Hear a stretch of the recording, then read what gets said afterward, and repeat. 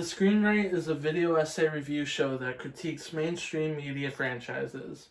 Criticism is directly protected by the Fair Use Act, and the clips used to support the critique are thus protected from claim of copyright by the copyright holder. Greetings, media gremlins, and welcome to The Screenwrite, the show that's hosted by a guy that's way too tall to be a stormtrooper.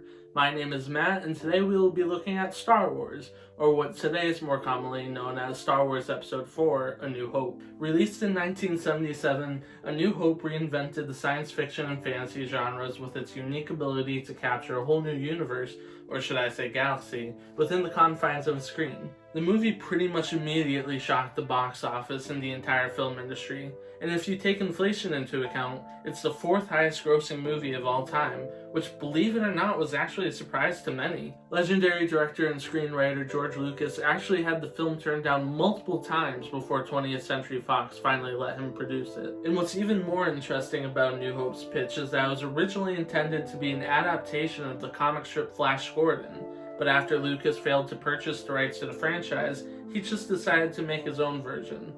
Good on you, George. And hey, if things didn't turn out the way they did, many of us kids wouldn't have had the childhoods that we had. Having lightsaber battles, trying to lift things with your hands, good times.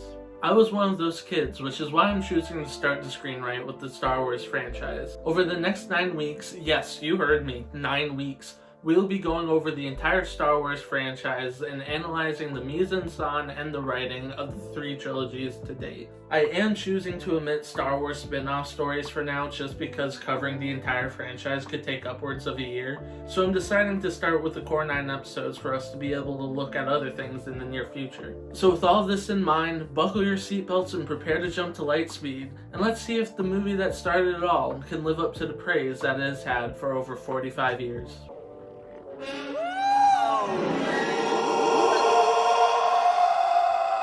For each film that we look at, this show will be providing a review based on the writing and the mise of the piece. For those of you guys who don't know what mise means, it's a term that's short for mise-en-scène and comes from France, quite literally meaning the action of putting onto the stage. So basically, the bulk of this review will focus on the story and on the on-screen elements of the film, such as acting, costume design, lighting, and setting. I'm also going to create a smaller scale rating for things like sound and editing, which obviously have a huge part in how a film is presented. But what are we waiting for? Let's start with the basics and look at the writing. The movie begins with a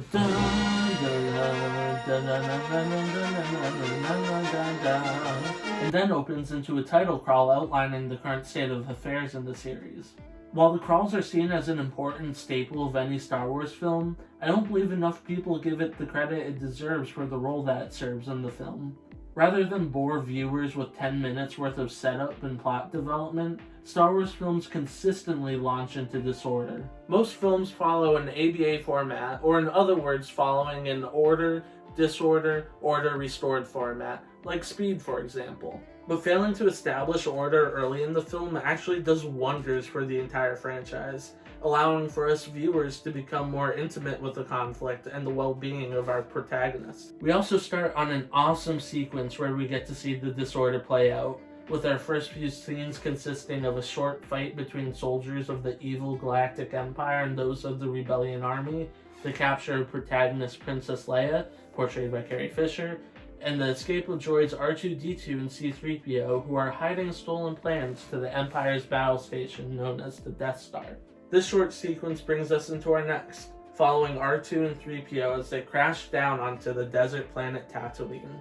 Though the Tatooine sequence is probably one of the most memorable of the film due to the atmosphere that the setting gives off, I am gonna shit on the writing for this portion just a tiny bit. Once on the planet, R2 and 3PO are captured by creatures known as Jawas and sold to protagonist Luke Skywalker, portrayed by Mark Hamill, and his uncle Owen. But one of my few qualms with this portion of the film comes as a result of the writing.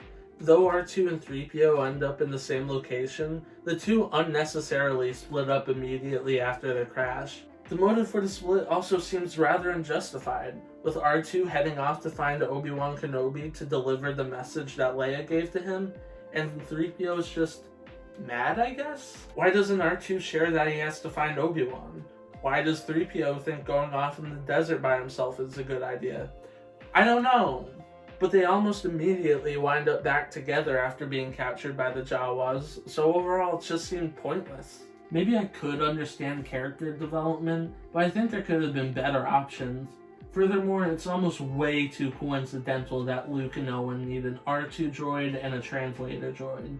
It's also even more coincidental that the R2 droid they try to buy just fucking blows up, but you know, whatever. Coincidences. After all these coincidences, though, I'll just look past it, I guess? I don't know. But while I am confused by the choice for R2 and 3PO to split, and while the way they ended up with Luke may have been cheap, I have to get credit for just how rich the writing is through the sequence. In the Mos Eisley port, we meet Han Solo, portrayed by the legendary Harrison Ford, and Chewbacca for the first time, giving us some awesome quotes, and great character development. I will say it is weird that when Luke's aunt and uncle literally got torched to death by the Empire, he barely reacted, but I'm willing to look past it because let's face it, Uncle Owen was kind of a dick. Throughout the rest of the film, I have no specific problems pertaining to any scenes in particular. It's motherfucking Star Wars, man. A New Hope is filled with awesome moments of comedic relief. Like, who could ever forget?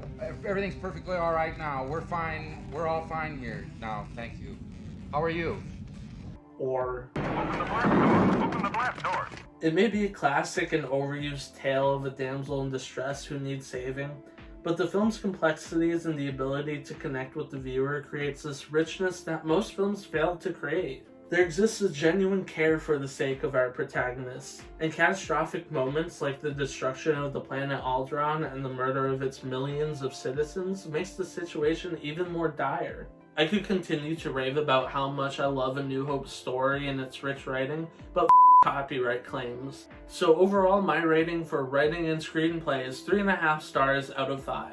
But Matt, you just finished raving about the screenplay. Why has it only got 3.5 stars out of 5? You're completely right. The screenplay is amazing. But where I have to lower my ratings so dramatically is out of consideration of the film's lack of diversity. Let's face it, A New Hope is about as diverse as the United States Wall of Presidents. Don't get me wrong, Leia is a complete badass, and Carrie Fisher truly eats up every single moment she's on the screen. But without one person of color or one other female character, I have no choice but to be harsh on this film. Not only fails the Bechdel test, it straight up throws it out the window, portraying only one female character who is written as the stereotypical damsel in distress. And though the film was released in 1977, I'm critiquing by 2022 standards, and I'm not going to give an old film a pass just because I like it. But what I will say is, despite this hindrance, it's Star Wars. It's a classic tale shared expertly with viewers, utilizing every minute to build a plot, highlighting the small successes in a galaxy of disorder. So sure, Star Wars may have a near-perfect screenplay, but I'm not going to give it the full rating just because of that. In every single category that I have, there's going to be many considerations for the rating, and that was just one of them. But hey, maybe you disagree, and if you do disagree, let me know in the comments below. I'd love to hear what your rating for the film is. Let's move on to costume design, and surprisingly, I think I'm actually going to be a little controversial with this one. It's 5 out of 5 stars. No shit, Sherlock. I could go on a long tangent about every single outfit in this film, but I'll narrow it down and spare you guys. This is our first introduction to stormtroopers, and though some other renditions we've seen may be more badass, many will say that nothing can beat the classic. The stormtrooper outfit is a staple of the franchise, often being worn by little demons running around on Halloween, or sometimes even at Comic-Cons. Star Wars may be over 45 years old, but in my expert opinion, I would say that this is probably the most survived look of the franchise. And Darth Vader, holy shit. I think little 4-year-old me my pants the first time I ever saw him. His attire from head to toe just screams villain and remains absolutely iconic. And while our protagonists like Luke, Leia, Han, and Ben Kenobi, portrayed by the late Alec Guinness, wear a planar killing, they still expertly match their personalities in original habitats. Lastly, costume construction for R2-D2, C-3PO, and Chewie just look absolutely stunning. Moving on to acting, I think it's pretty easy to say that it's hard to imagine a world where any other actor plays any of these characters. Oh, did I say hard to imagine? I meant impossible. Alec Guinness does an absolutely amazing job to appear as an old and wise sage, also being responsible for some famous lines.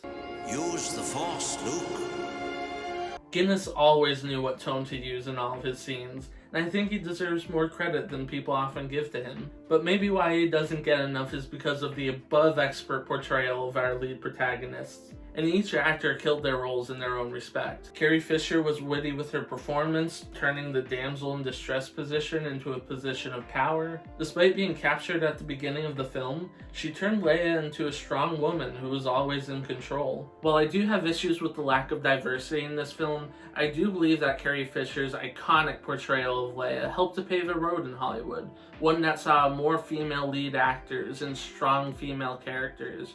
She really killed the role and helped to change Hollywood. Harrison Ford also stands out as one of the stars of this film, not only because he portrayed Han Solo well, but also because he became Han Solo. No, not actually, but I think it's easy to say that Ford's timing and line delivery always set him up for success, making Solo seem like a real-life guy rather than a character in a movie. Han was funny, relatable, and clearly flawed, which I think resonated with a lot of people, including myself. The last note to mention in the film is Mark Hamill as Luke, our main protagonist.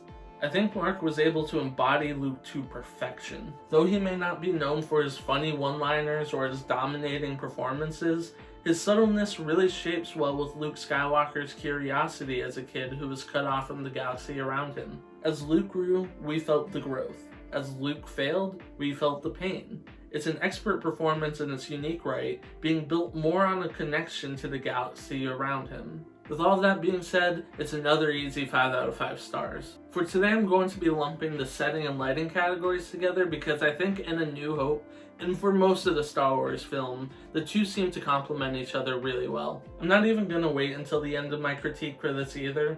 Both are 5 out of 5 stars. I really love the attention to detail in every single last aspect of the environments Lucas creates here. Tatooine gives us an extraordinary color palette and set of textures, highlighting the planet's emptiness and isolation. The Death Star and anything related to the Empire opts for hard blacks and whites, establishing a uniformity and meek despair. This contrasts against the vividness of Yavin 4, working to break uniformity and create an air of freedom and hope. For sound, I'll give 3 out of 3 stars, because while I can't play any of the music, John Williams' scores throughout the film are part of the reason it's so iconic. Love that man. And lastly, for editing, we have some awesome cross-cutting moments in the Death Star, but I'm not going to forgive these dogshit screen wipes that get used twice in a row. I think another important editing concept I need to touch upon are the George Lucas scenes, aka edits that were made to the film after its initial release. That screen wipe I just showed was a George Lucas moment. You can tell by the stupid animation that was put in. Speaking of stupid animations, did you know that Jabba the Hutt was originally a human being when the film was released to theaters? Obviously the change was necessary to the film after Episode 6 was released, but why does he look so bad? And to all my Star Wars fans out there who are adamant about me getting things right, you're probably yelling at your screen, why haven't you talked about the Who Shot First controversy? And don't worry, I'm going to. In the original version of the movie, Han shoots first and Greedo doesn't shoot at all. For no reason whatsoever though, the scene was later changed so that Greedo shoots first and misses.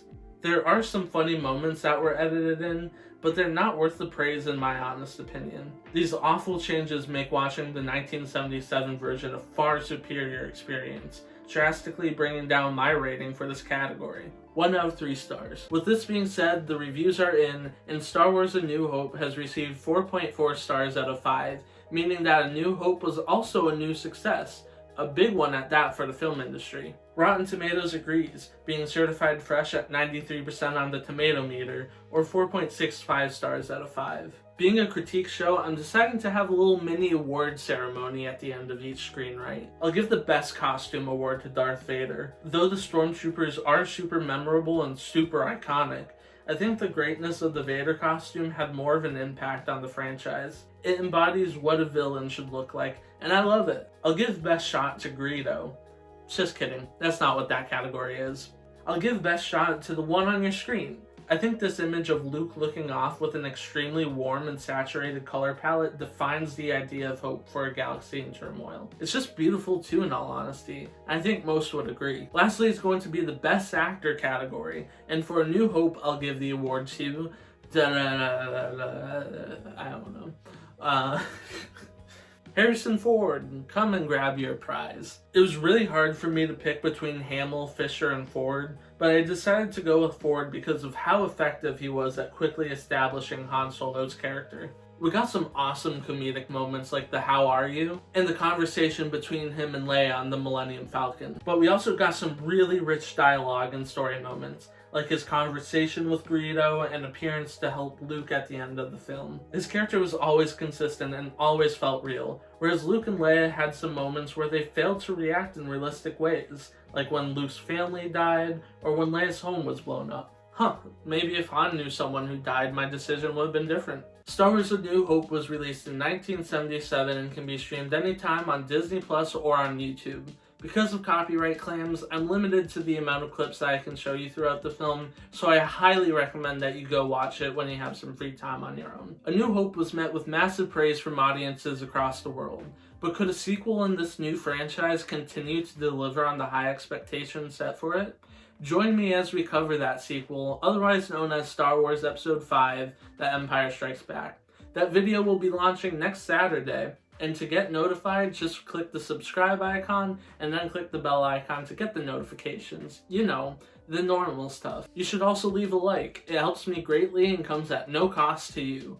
For a small cost, however, you can join the Demize Studio Patreon by going to patreon.com/Demize Studios to enjoy some exclusive benefits like Discord community access, exclusive content, and more. In the meantime, Gremlins, I will see you next week. This has been the Screenwrite. Have an awesome week.